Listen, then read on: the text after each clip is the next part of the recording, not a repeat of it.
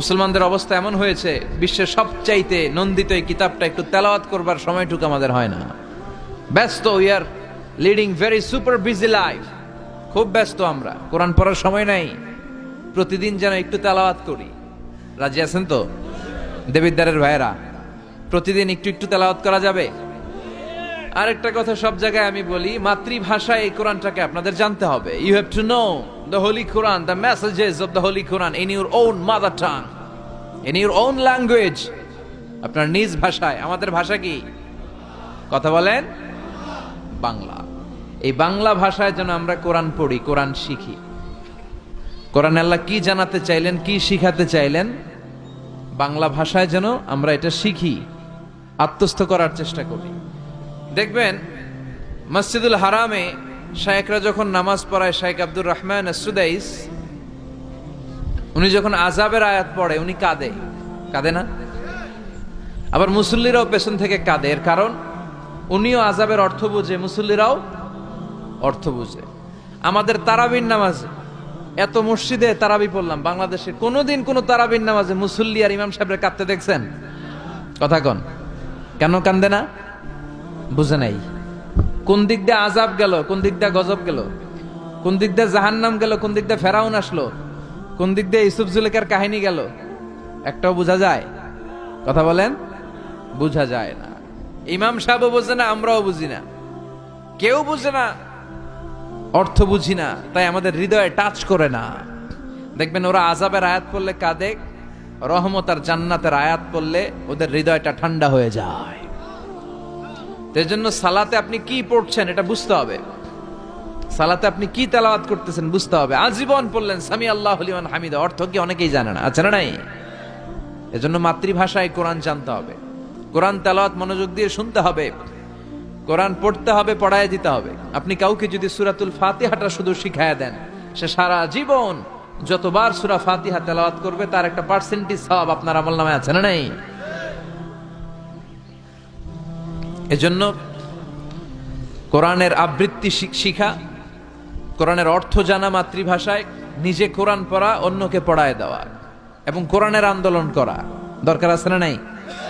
সব সময় কোরআনের পক্ষে থাকার দরকার আছে না নাই? আল্লাহ তুমি আমাদেরকে সহি সমাজ দান করো। তাই আমরা যখনই কোরআনের কথা শুনবো নিজেদেরকে পরিবর্তনের জন্য শুনবো, ঠিক কিনা? আমার আখিরাতটাকে সুন্দর করার জন্য শুনবো। আমাদের তাফসির মাহফিলগুলো হয়ে গেছে এখন শোডাউন, অনেক লোক জড়ো হইতে হবে, স্লোগান হইতে হবে, এগুলো আছে না নাই? আমাদেরকেও বেঁধে দেয় অনেক জায়গায়, হুজুর আপনার কিন্তু আজকে মাহফিল কাঁপাইতে হবে। কি বলে? কাঁপাইতে হবে। কিন্তু অনেক জায়গায় বলে হুজুর আপনার জমাইতে হবে। কি বলে? জমাইতে হবে। আবার অনেক জায়গায় বলে হুজুর আপনার কিন্তু মাহফিলটা ধরে রাখতে হবে। কি করতে হবে? তো কোথাও আমাদের কাঁপাইতে হয়, কোথাও আমাদের জমাইতে হয়, আবার কোথাও মাহফিল ধরে রাখতে হয়। কথা বুঝতে পেরেছেন? তো এই মাহফিল কাঁপানো, জমানো, ধরে রাখা, এই টেন্ডেন্সি থেকে আসেন, বেরোয় আসি। We have to make a change. আপনাকে চেঞ্জ আনতে হবে, পরিবর্তন। বিশ্বনবী পৃথিবীতে এসেছেন পরিবর্তনের জন্য। তিনি কোনো জায়গায় খারাপ কিছু দেখলেই পরিবর্তন করে দিতেন। এক সাহাবাকে জিজ্ঞেস করলেন কি নাম? মাসমুক। সে বলে ইসমি হাজান, আমার নাম হলো হাজান। হাজান মানে দুশ্চিন্তা। হাজান মানে? বিশ্বনবী বললেন হাজান কারো নাম হতে পারে? দুশ্চিন্তা এটা একটা নাম হইল? বিশ্বনবী বললেন তোমার নাম আজকে থেকে হাজান নয়, আজকে থেকে তোমার নাম সাহাল। কি নাম? সাহাল মানে সহজ। সাহাল মানে? সে বলে না ইয়া রাসূলুল্লাহ, আমার বাপ চাচা নাম রাখছে হাজান, এটা আমি ছাড়বো না। বিশ্বনবী বললেন না, সালে যাও। তো সে বাড়িতে চলে গেল। যাওয়ার পর থেকে ওই যে দুশ্চিন্তা, দুশ্চিন্তা তার আর পিছু ছাড়ে না। তার ব্যবসায় লস, তার চাকরিতে লস, ওর পেটে ব্যথা, ওর মাথায় ব্যথা, ওর জ্বর, ওর মেয়ে কান্দে, ওর বউ দৌড়ায়, ওর পোলায় কয় আমি মরুম। কষ্ট আর জ্বালা ছাড়েই না। সবাই বলে ওই যে বিশ্বনবী তোমার একটা সুন্দর নাম দিছিল, আনো নাই, এর বদদোয়া লাগছে, যাও নবীর কাছে মাফ চেয়ে নামটা চেঞ্জ করে আনো।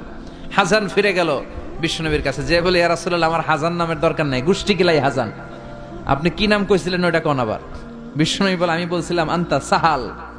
সাহাল মানে সহজ। সাহাল মানে? বিশ্বনবীর কাছ থেকে নাম চেঞ্জ করে সাহাল নিয়ে আসলো। সাহাল বলে যেদিন থেকে আমি নাম চেঞ্জ করেছি ওই দিন থেকে আমার জীবনের সব কাজগুলো সহজ করে দিয়েছে কে? কি নবী ছিলেন? খালি চেঞ্জ করে দিতেন। চেঞ্জ করে দিতেন। এক নারীকে জিজ্ঞেস করলেন, মাসমুখী, হোয়াটস ইউর নেম? সে বলে, আমার নাম আসিয়া। আসিয়া মানে অবাধ্য। বিশ্বনবী বলেন, এটা একটা নাম হইল? তোমার নাম আজকে থেকে জামিলা। জামিলা মানে সুন্দরী, বিউটিফুল লেডি। জামিলা মানে সুন্দরী। সে নাম চেঞ্জ করে জামিলা নিয়ে নিল। সবাই বলল, যেদিন থেকে বিশ্বনবী তার নাম জামিলা করেছে, ওই দিন থেকে মরার আগের দিন পর্যন্ত এই মহিলা সৌন্দর্যে কোনোদিন ভাটা পড়ে নাই। আবার বিশ্বনবী মক্কা থেকে মদিনায় হিজরত করতে গেলেন। বিশ্বনবী বললেন, মাসমুহাদিল আরদ, এই জমিনের নাম কি? সবাই বলল, এই জমিনের নাম ইয়াসরিব। কি নাম? মদিনার আগের নাম ইয়াসরিব। ইয়াসরিব মানে to take revenge from someone, কারো থেকে প্রতিশোধ নেয়া। বিশ্বনবী বললেন, আমি যেই শহরে থাকবো ওই শহরের নাম হবে প্রতিশোধ। How come? It's quite impossible, অসম্ভব। আমি রহমতের নবী, ওমা আরসালনাকা ইল্লা I have sent you as a mercy for the entire universe. ও নবী, আমি আপনাকে গোটা বিশ্বের জন্য রহমত করে পাঠিয়েছি। রহমতের নবী যেই শহরে থাকবে ওই শহরের নাম প্রতিশোধের শহর না। আজকে থেকে এই শহরের নাম তবা কিংবা তৈবা, পবিত্র শহর। পরবর্তীতে এই শহরের নাম করা হলো মদিনাতুর রাসূল, মদিনাতুন নবী। সুবহানাল্লাহ পড়েন। আবার বিশ্বনবী আরেক এলাকায় সফরে গেলেন। বললেন, মাসমুহাদিল আরদ, এই এলাকার নাম কি? সবাই বলে গাদিরা। কি বলে? গাদিরা। গাদিরা মানে আরদুন লা শাজারা ফিহি ওয়ালা নাবাত, এমন শহর যেই শহরে কোনো গাছ পালা, লতা পাতা, ঘাস জন্মায় না। বিশ্বনবী বললেন, এটা একটা নাম রাখছো তোমরা, গাদিরা। এই গদিরা নামের কারণেই তো এলাকায় কোনো গাছপালা হয় না, ওই এলাকায় কোনো গাছ হতো না। বিশ্বনবী বললেন, মিনাল ইয়াউম, আজকে থেকে এই এলাকার নাম গাদিরা নয়, আজকে থেকে এই এলাকার নাম আমি চেঞ্জ করে দিলাম খাদেরা। খাদেরা মানে সবুজ। খাদেরা মানে কি? বিশ্বনবী নাম চেঞ্জ করে দেওয়ার সাথে সাথে ওই এলাকায় ঘাস লতা পাতায় সবুজ শ্যামল হয়ে গেল। এজন্য পরিবর্তন লাগবে। We have to make a change. পরিবর্তন লাগবে। এই লোক দেখানো মানসিকতা থেকে আমাদের বেরিয়ে আসতে হবে। মাহফিল কাঁপানো, মাহফিল জমানো, মাহফিল ধরে রাখা, এগুলার কোনোদিন বলবেন? বলবেন? সব হবে আমাদের একজনের খুশির জন্য। তিনি কে? চিল্লায় বলেন, আল্লাকা সিররুন ইনদাল্লাহ বাইনাকা আনতা ওয়া বাইনাল্লাহ, আল্লাকা সাদাকাতুন তাখফা লা ইয়ালামুহা ইল্লাল্লাহ, আল্লাকা সিররুন ইনদাল্লাহ বাইনাকা আনতা ওয়া বাইনাল্লাহ, আল্লাকা সাদাকাতুন তাখফা লা ইয়ালামুহা ইল্লাল্লাহ। সুবহানাল্লাহ পড়া। আল্লাকা সিররুন ইনদাল্লাহ বাইনাকা আনতা ওয়া বাইনাল্লাহ, তোমার আর তোমার আল্লাহর মধ্যে এমন কোন গোপন বিষয় আছে নাকি যেটা আল্লাহ ছাড়া কেউ জানে না? তোমার জীবনে এমন কোন গোপন দান আছে নাকি যেটা আল্লাহ ছাড়া কেউ দেখেনি? আমরা এখন দেখায় দেখায় দান করতে চাই, আছে না নাই? অমুক সমাজপতি, শিল্পপতি 2 লক্ষ টাকা বলেন মারহাবা, আছে না নাই? লোক দেখানো দান। এটা মিজানের পাল্লায় উঠালে কোনো ওজন হবে না। আপনি গোপনে 1 টাকা দিয়েছেন, এটারে উহুদ পাহাড়ের সমান ওজন করে আমলনামায় তুলে দিবে কে? এজন্য সবসময় খেয়াল রাখবেন যে একজনকে আমরা দেখাতে চাই, আমরা দেখাবো একজনকে। তিনি কে? মানুষকে দেখানোর জন্য কিছু করা যাবে? আল্লাহুম্মা রযুকনা ইখলাস। আল্লাহ তুমি আমাদের ইখলাস বাড়ায় দাও। আর জোরে পড়েন আমিন।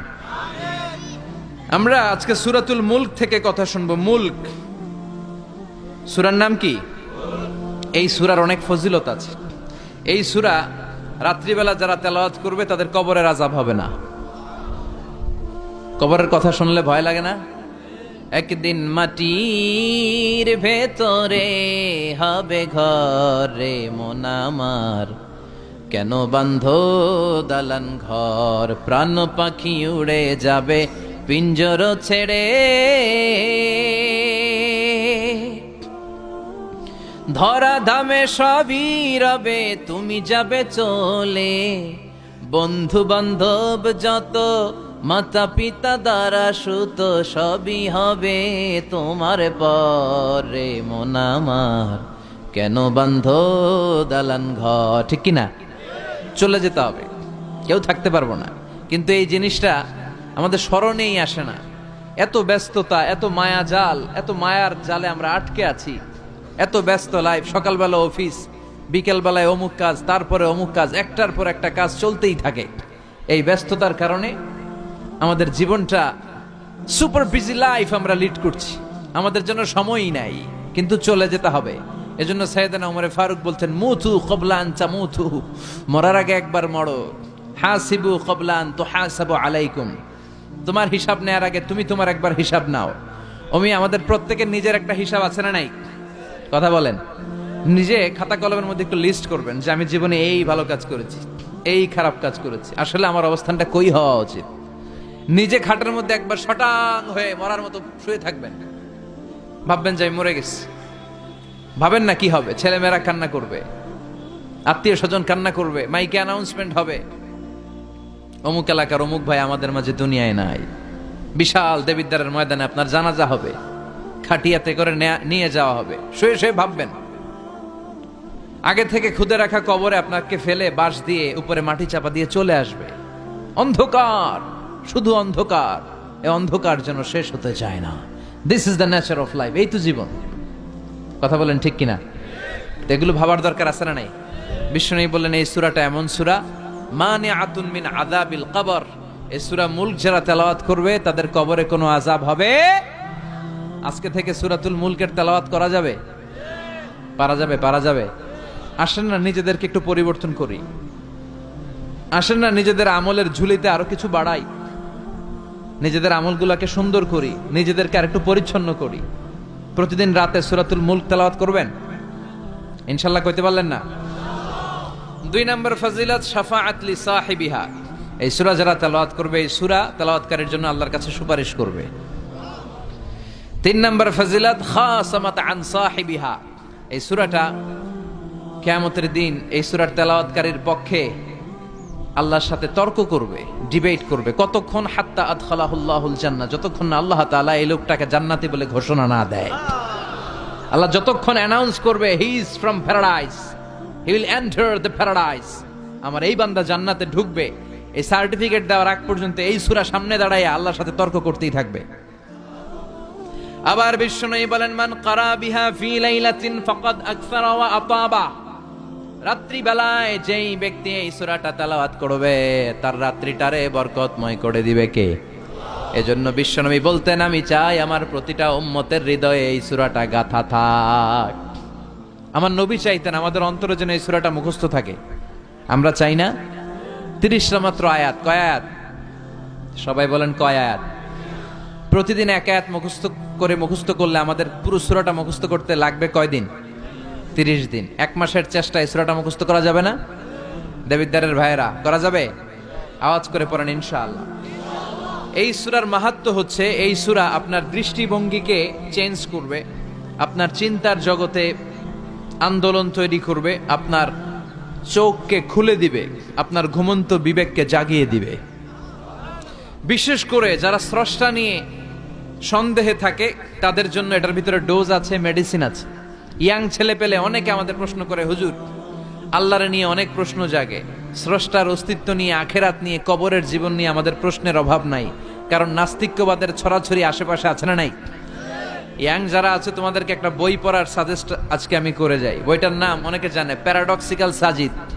কি নাম? লেখক হচ্ছে আরিফ আজাদ। লেখক কে?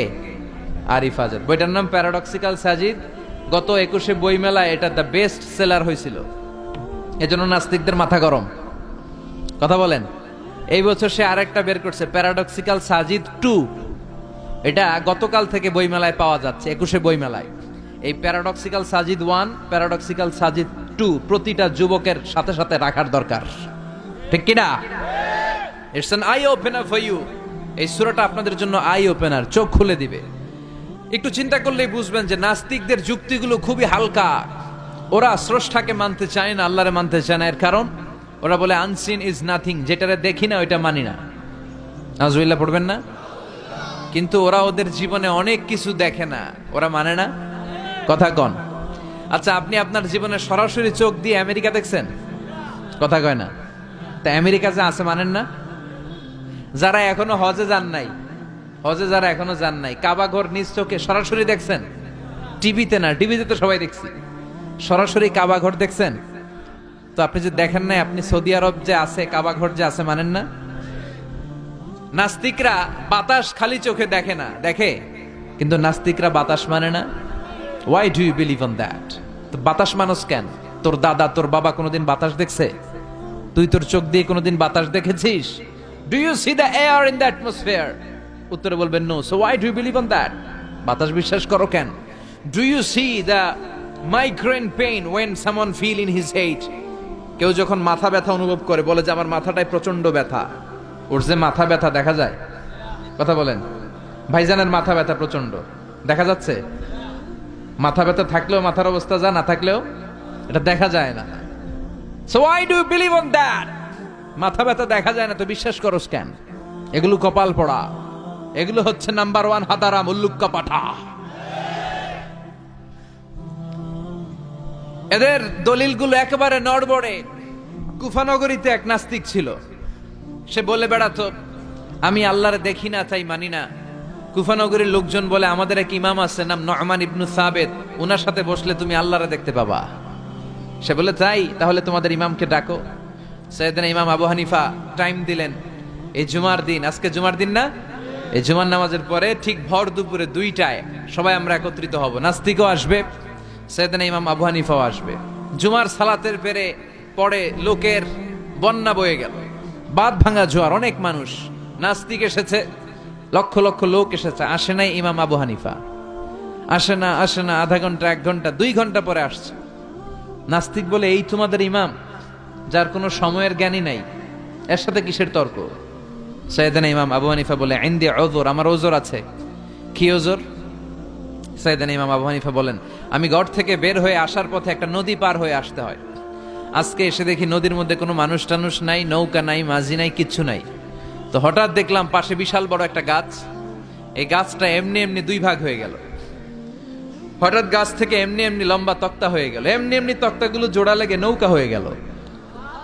আর নৌকা আমার সামনে আসলো, মাঝি ছাড়া, লগি বৈঠা ছাড়া আমি নৌকায় যেয়ে বসলাম। নৌকাটা আমার নিয়ে টান দিয়ে সাঁ করে ওপার নিয়ে গেল। তো এই যে এই কাজগুলো আর প্রসেসিং গুলো হতে আমার 2 ঘন্টা সময় লেগেছে। নাস্তিক কয় তগ ইমাম গাঞ্জা খাইছে, মাথার তার ছিঁড়া গেছে, নাহলে কোনো সুস্থ মানুষ এ কথা বলতে পারে? এমনি এমনি নাকি গাছ ভেঙে তক্তা হয়, এমনি এমনি নাকি তক্তা লেগে নৌকা হয়, এমনি এমনি নাকি মাঝি ছাড়া নৌকা চলে? সাইয়েদনা ইমাম আবু হানিফা বললেন এই তো আপনি লাইনে চলে আসছেন, আপনারে বুঝানো এখন আমার খুব সহজ হবে।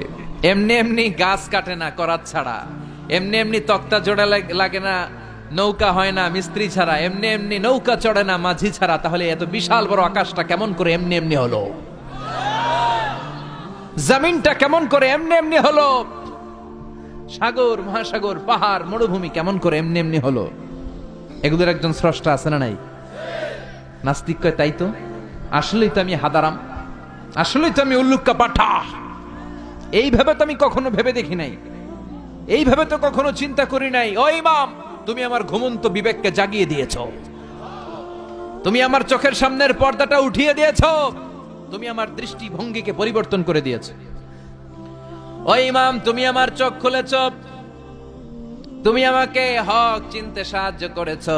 আর দেরি করতে চাই না, আমারে পড়িয়ে দাও লা ইলাহা ইল্লাল্লাহু মুহাম্মাদুর রাসূলুল্লাহ।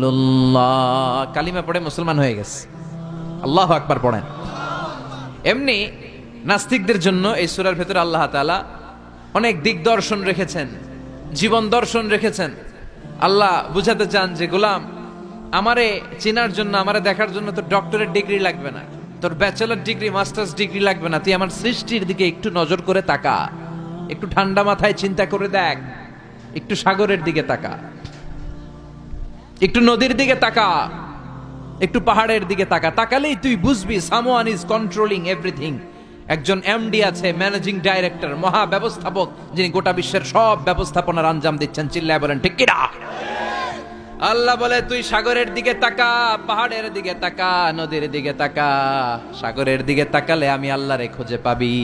ঝর্ণার দিকে তাকা, ঝর্ণার মধ্যে আল্লাহর নিদর্শন আছে না নাই? ঝর্ণা ঝর্ণা ঝর্ণা রে, বলনা বলনা বলনা রে, কার বিরহে পাগল পাড়া তুই, কার মিলনে ফুল ফসলে ভরা রে তোর দুকুল ভই, কার মিলনে ফুল ফসলে ভরারে তোর দুকুল ভই ঝরনা ঝরনা ঝরনা রে বলনা বলনা বলনা রে কারবি রহে পাগল পাড়া তুই। সুবহানাল্লাহ পড়েন। ঝরনা দেখছেন কোনোদিন? হড়ে হড়ে দেখছেন? সিলেটে মাধবকুণ্ড জলপ্রপাত, আর কোথায়? সীতাকুণ্ড, আর কোথায়? রাঙ্গামাটি, আর শ্রীমঙ্গল। ঝর্ণা আছে না? এই ঝর্ণার দিকে তাকাবেন, ঝর্ণার ঝরঝর শব্দের আওয়াজগুলো বুঝার চেষ্টা করবেন, দেখবেন ঝর্ণা আপনাকে বলে দিবে যে আমার স্রষ্টা কে। আল্লাহর সৃষ্টির দিকে তাকালে আল্লাহরে পাওয়ার সুযোগ আছে না নাই? এই তথ্যগুলো, এই উপাত্তগুলো, এই মেসেজ আর ইনফরমেশন গুলো আল্লাহ তাআলা এই সূরার ভেতরে ভরে দিয়েছে। শুনতে রাজি আছেন? আওয়াজ করে বলেন তো সূরার নাম, আরো জোরে সবাই বলেন কি নাম? মুলক। মুলক মানে কি? মুলক মানে রাজত্ব, মুলক মানে ক্ষমতা, মুলক মানে পাওয়ার, মুলক মানে কিংডম, মুলক মানে সভরেইনটি, মুলক মানে অথরিটি। অথরিটি কার? এজন্য রাব্বুল আলামিন বলেন তাবারাকাল্লাযী বিয়াদিহিল মুলকু ওয়া হুয়া আলা কুল্লি শাইইন কাদির। সুমহান সেই সত্তা যার হাতে ক্ষমতা, আর তিনি সকল কিছুই করতে ক্ষমতাবান, সবকিছুর উপর কর্তৃত্বশীল। চিল্লায় বলেন ঠিক কিনা? তাবারাকাল্লাযী, সুমহান তিনি, বিয়াদিহিল মুলক, যার হাতে ক্ষমতা। ক্ষমতা কার হাতে? নাকি প্রধানমন্ত্রীর হাতে, র্যাবের হাতে, পুলিশের হাতে, আমনেগো হাতে? আপনারা তো কোন ক্ষমতা সব আমগো হাতে। সকল ক্ষমতার উৎস কে? সকল ক্ষমতার উৎস আল্লাহ। কিন্তু আমরা বলে থাকি সকল ক্ষমতার উৎস জনগণ। এটা যুক্তিতে টিকে না। কি ক্ষমতা আছে আমাদের? কি ক্ষমতা আছে? কোনো ক্ষমতা নাই। মানুষকে আল্লাহ তেমন কোনো ক্ষমতাই দেয় নাই। যেটা দিছে এটার ক্ষমতা বলা যায় না। চিল্লায় বলেন ঠিক। আসল ক্ষমতার মালিক হলেন আল্লাহ। আমাদেরকে তো আল্লাহ দুর্বল করে বানিয়েছেন। ওয়া খালিকাল ইনসানু দাঈফা, আমাদেরকে দুর্বল করে তৈরি করেছে কে? শুধু আমরাই দুর্বল না, আমি দুর্বল, আমার বাপ দুর্বল, আমার দাদা দুর্বল, আমার 14 গোষ্ঠী দুর্বল। আমরা দুর্বলের ঘরের, চিল্লায় বলেন দুর্বলের ঘরের। সেই দুর্বলের ঘরের দুর্বল কয় আমরা সব ক্ষমতার উৎস। কি ক্ষমতা আছে আমার? আজকে মাহফিলের প্যান্ডেলের পেছন থেকে বলে, কেউ যদি বলে ওঠে হুজুর সাপ, কি বলে? সব দৌড়। আমি আমার নানা ঘরে লইয়া দৌড়, তুমি এদিকে দৌড়া, চাচা আপন প্রাণ বাঁচা। সাপ কথাটা তো মজা করে বললাম, এতে অনেকে খুঁজতেছে আসলে কি সাপ। আর আসলেই যদি একটা anaconda, C snake, black mamba, king cobra, Python এসে ফস ফস করে যদি প্যান্ডেলে একটা ঢুকতো, পাওয়া যেত কাউরে? কথা কন। তো এই হচ্ছে আমাদের ক্ষমতা। সাপ বাদ দেন, বাবা ব্যাংক চিনেন? চিনেন না? না, দেবিদ্বারে তো বাবা ব্যাংক নাই। কি করে? খালি লাফায়। 10টা বাবা ব্যাংক, 2টা এই স্টেজে, আর বাকি 8টা প্যান্ডেলে যদি ছেড়ে দেওয়া হয়, বাবা ব্যাংক আর কি লাভ দিবে? এর চেয়ে বড় লাভ দিবেন আপনারা।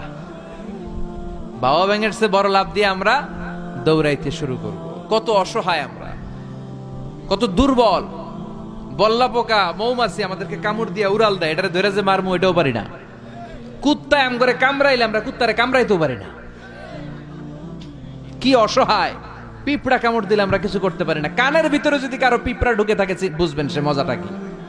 আহা, হ্যাঁ, বাঁচার কোনো সুযোগ নাই, কোনো ক্ষমতাই নাই। এরপরও আমরা বলি সব ক্ষমতার মালিক আমি। দেখবেন যাদের ডায়রিয়া হয় আর 5-7 বার টয়লেটে গেছে, এর চেহারার দিকে তাকানো যায় না। বৈশা গেছে, বৈশা যান।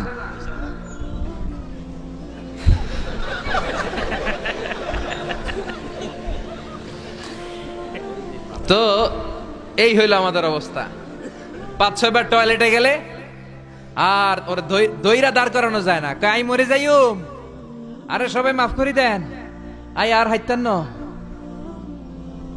আমি পারবো না, আমার মাফ করে দেন। পারবি না কেন? তুই না ক্ষমতার উৎস। কথা কন। আসলে আমাদের কোনো ক্ষমতা নাই, আমরা দুর্বল। আসল ক্ষমতার মালিক একজন, চিল্লায় বলতে হবে তিনি কে। আমরা যে কত দুর্বল। ন্যাচারাল ক্যালামিটি অর ডিজাস্টার যখন হয়, প্রাকৃতিক দুর্যোগ, তখন নিজের অবস্থা খেয়াল করবেন। বন্যার সময় মানুষের কি অবস্থা হয়, ঠিক কিনা? ভূমিকম্পের সময় কি অবস্থাটা হয় আমাদের? রাত 3টার দিকে যদি ভূমিকম্প হয়, দৌড়, লুঙ্গি পইরা দৌড়, লুঙ্গি ছাড়াও দৌড়, আগে জান বাঁচাও। পাগল হয়ে যায়। বাচ্চাটারে কোলে নিয়ে দৌড়াবো, না স্ত্রীকে ঘুম থেকে জাগাবো, না ভাড়াটিয়াদেরকে উঠাবো, না নিজেই ছাদের উপর থেকে লাফ দেবো? ত্রাস, ভয়, ভূমিকম্প, সবাই দৌড়। দেখবেন ভূমিকম্প হইলে বাড়িওয়ালাও দৌড়, ভাড়াটিয়াও দৌড়। নাকি ভাড়াটিয়ারা দৌড়ায়, বাড়িওয়ালারা দৌড়ায় না? কথা কন। ডোনাল্ড ট্রাম্প যে বিল্ডিং এ থাকে ওইটাতে ভূমিকম্প হইলে ডোনাল্ড ট্রাম্প তো দৌড়াবে না? না, ডোনাল্ড ট্রাম্পও দৌড়াবে। আমি কিছু টেলিভিশনের লাইভ প্রোগ্রাম দেখেছি, ওখানে উপস্থাপক আর অতিথিরা ক্যামেরা ট্যামেরা মেকআপ টেকআপ নিয়ে বসছে। একটু পরে শুরু হয়েছে ভূমিকম্প, মাইক থুইয়া দিয়া উপস্থাপক দৌড়। তো যেহেতু মেকআপ টেকআপ একেবারে ক্যামেরা ট্যামেরা সব সেটিং, অতিথিরা ওঠে না। একটু পরে আবার নাড়াচাড়া, এবার অতিথিও দৌড়, বাঁচার জন্য সব দৌড়। এই হচ্ছে আমাদের ক্ষমতার দৌড়াত্ম। এরপরও আমরা বলি আমরা নাকি ক্ষমতার উৎস। তুফান হলে, এইখানে একটা তুফান হলে 70 কিলোমিটার বেগের জাস্ট বাতাসটাকে যদি আল্লাহ এর তীব্রতা যদি বাড়িয়ে দেয়, সব দৌড় আমরা। কথা কন। আল বাহরু জুনদুম মিন জুনুদিল্লাহ, আর রিহু জুনদুম মিন জুনুদিল্লাহ। বাতাস আল্লাহর সৈনিক, আগুন আল্লাহর সৈনিক, তুফান আল্লাহর সৈনিক। চিল্লা এখন ঠিক কিনা? 2004 সালের সুনামির কথা ভুলে গেছেন? ইন্দোনেশিয়া একটা প্রদেশ আছে, বান্দা আছে, এক ধাক্কায় 3 লক্ষ সাগরের ভেতরে। জাপানের কান্টো শহরে 1 লক্ষ নয়, একটা ধাক্কায়, কয়েক সেকেন্ডের ব্যবধান। একটু আগে নাচানাচি করতেছিল, দুম্মা চলে দুম, একটু পরে সব হয়ে গেছে দুম দুম। একেবারে সাইজ করে ফেলছে কে? আহা, কোনো ক্ষমতা নাই। ক্ষমতার মালিক কে? এজন্য রাব্বুল আলামিন বলেন, তাবারাকাল্লাযী বিয়াদিহিল মুলকু ওয়া হুয়া আলা কুল্লি শাইইন কাদির। সুমহান সেই সত্তা যার হাতে ক্ষমতা, ক্ষমতা কার হাতে? কক্সবাজারে দেখবেন একটা দ্বীপ আছে, একমাত্র দ্বীপ যেটাতে পাহাড় আছে, নাম মহেশখালী। ওইখানে বৌদ্ধদের স্বর্ণ মন্দির আছে। ওখানে তুফান টুফান শুরু হইলে বৌদ্ধরাও জিকির করা শুরু করে দেয় আল্লাহর। সুবহানাল্লাহ কইবেন না? তুফানে পড়লে দেখবেন হিন্দু, বৌদ্ধ, আস্তিক, নাস্তিক সবাই জিকির করে একজনের, চিল্লায় বলেন তিনি কে? আমরা মাঝে মাঝে আমাদের প্রোগ্রাম স্কেডিউল এত টাইট থাকে, মাঝে মাঝে আমরা প্লেনে, হেলিকপ্টারে এক জেলা থেকে আরেক জেলায় যাই বাধ্য হয়ে। সিলেটে প্রোগ্রাম, কক্সবাজারে প্রোগ্রাম, ওই অমুক জায়গায় প্রোগ্রাম, তো ফ্লাইট ধরা লাগে। তো আমরা আভ্যন্তরীণ ফ্লাইটে চড়ে চড়ে আমরা যাই। তো আমরা যখন যাই, ওখানে কিছু এয়ার হোস্টেস থাকে বিমানের ভেতরে, এদেরকে বলে বিমানবালা। খুব সুন্দরী স্মার্ট নারীদেরকে তারা রিক্রুট করে, নিয়োগ দেয়। এদের যদি 3-4টা সন্তান হয়ে যায়, এদেরকে আবার চাকরিতে রাখে না। সৌন্দর্যটাই যাদের পুঁজি। তো এরা লিপস্টিক মেখে, পারফিউম মেখে, মেকআপ করে, ভেরি বিউটিফুল লেডি। ওরা আসে, এসে আমাদেরকে খাবার টাবার দেয়, ইনস্ট্রাকশন দেয়। তো বিমানটা, আভ্যন্তরীণ বিমানগুলো বাংলাদেশের ভেতরে যেগুলো চলে, এগুলো 14 থেকে 15,000 ফিট উপরে ওঠে। তো বিমানটা প্রথমে রানওয়েতে ট্যাক্সি করে, মানে বিমান যখন মাটিতে চলে এটাকে বলে ট্যাক্সি। কি বলে? ট্যাক্সি ছেড়ে যখন উপরে ওঠে এটারে বলে টেক অফ। কি বলে? তো এটা যখন বিমানটা যখন টেক অফ করবে, তখন দেখলাম এই এয়ার হোস্টেস গুলো, যেগুলোর পর্দা নাই, হেজাব নাই, শালীনতা নাই, মাইক্রোফোন হাতে নিয়ে ঘোষণা দিচ্ছে, ভদ্র মহিলা এবং ভদ্র মহোদয়গণ, আপনারা আপনাদের সিট বেল্ট গুলো বেঁধে নিন। এখনই আমাদের উড়োজাহাজটি শাহজালাল আন্তর্জাতিক বিমানবন্দর থেকে শাহ আমানত বিমানবন্দরের উদ্দেশ্যে 15,000 ফিট দিয়ে উড়ে যাবে। এরপরে পড়তে শুরু করে আল্লাহ আকবার, আল্লাহ আকবার, আল্লাহ আকবার। তো আমি উল্টা ঘুরে তাকাইলাম, কি রে এই মাইয়া আল্লাহ আকবার কয় কেমনে? ঘুরা দেখি হাতের মধ্যে এরকম কাগজ, এই কাগজ থেকে দেখে দেখে পড়তেছে। উচ্চারণ কিন্তু আমগো মতো না, পড়তেছে আল্লাহু আকবার, আল্লাহু আকবার, আল্লাহু আকবার, সুবহানাল্লাযী সাখখারা লানা হাযা। পুরো দোয়াটাই পড়ছে, ওমা কুন্না লাহু মুকরিনিন ওয়া ইন্না ইলা রাব্বিনা লামুনকালিবুন। তো আমি হিসাব মিলালাম, ঘটনা কি?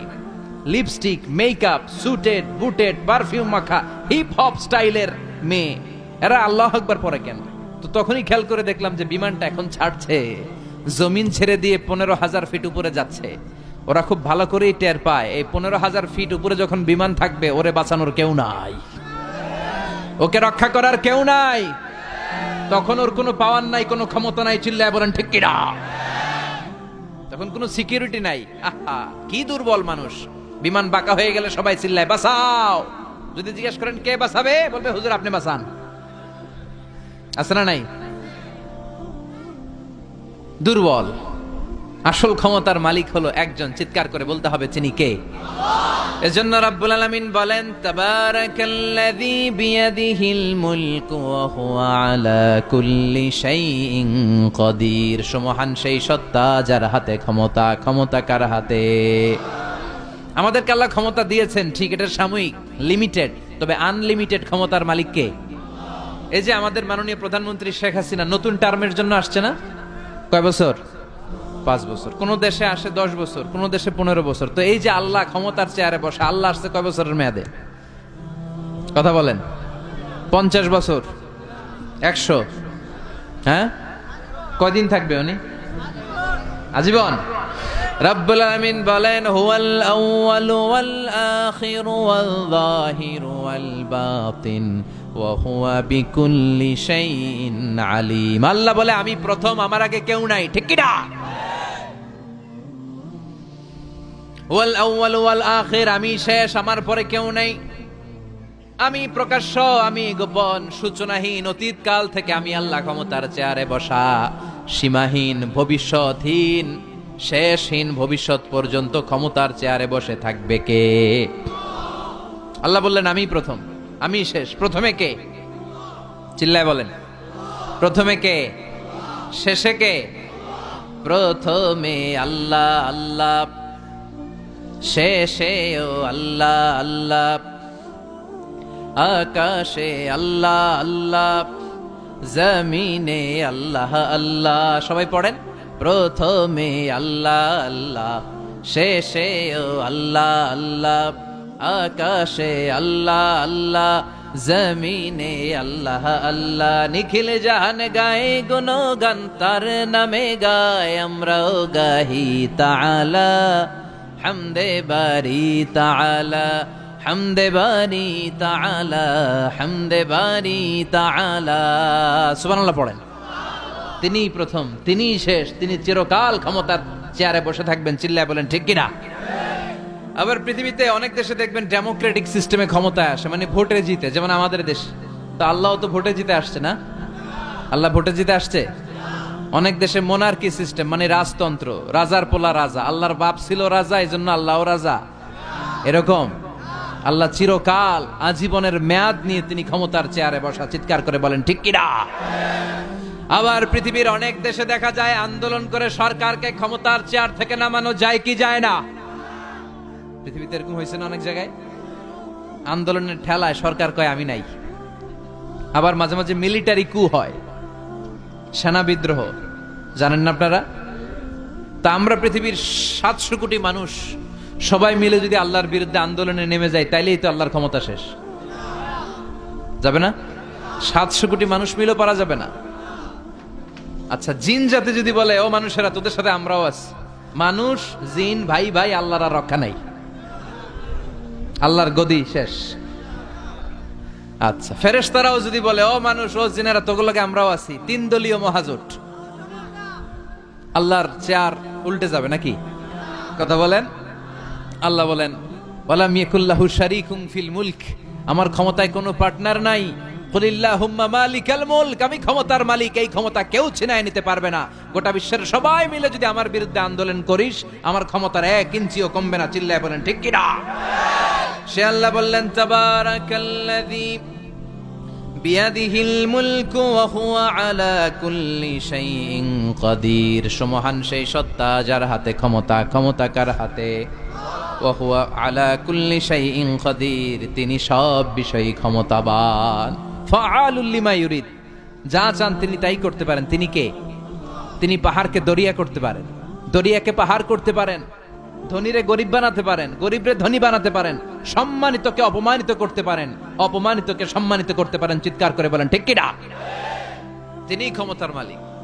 সকল ক্ষমতার উৎস হচ্ছেন তিনি। সকল ক্ষমতার উৎস আমরা জনগণ। আর কোনদিন বলবেন? দেবিদ্বারের ভাইরা, তাহলে চিল্লায় বলেন তো সকল ক্ষমতার উৎস কে?